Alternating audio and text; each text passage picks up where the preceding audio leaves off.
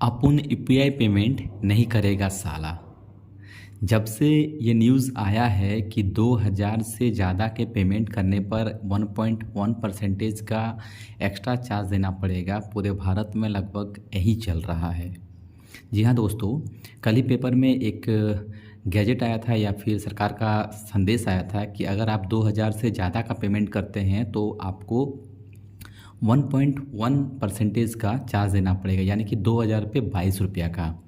और ये खबर इस तरह फैली, या फिर कहें कि ये जो खबर था इसको इस तरह से दिखाया गया है कि लोगों में पूरा मिसअंडरस्टैंडिंग हो गया। लोगों ने यूपीआई को गलत कहने लगा कि यूपीआई अब का नाम बेवकूफ़ी है। पर क्या सच है ये किसी ने जानने की कोशिश नहीं की, या फिर सोशल मीडिया या फिर जिसने भी बताया उन्होंने ये नहीं बताया कि क्या सच है। तो सच ये है कि अगर आप अपने अकाउंट से ट्रांसफ़र करते हैं, यानी कि अगर आप अपने बैंक अकाउंट से यूपीआई ट्रांजैक्शन करते हैं तो आपको कोई भी चार्जेस देना नहीं पड़ेगा।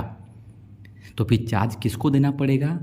यानी कि अगर अगर आप किसी भी वॉलेट में, चाहे वो पेटीएम वॉलेट हो या फिर फ़ोनपे वॉलेट या फिर अमेजन पे वॉलेट हो, अगर आप 2000 से ज़्यादा का ऐड करते हैं तो 1.1% का जो चार्जेस काटा जाएगा वो उस ऐप से काटा जाएगा, चाहे वो पेटीएम ऐप हो या फिर फ़ोनपे वॉलेट हो या जो भी हो, उनसे काटा जाएगा।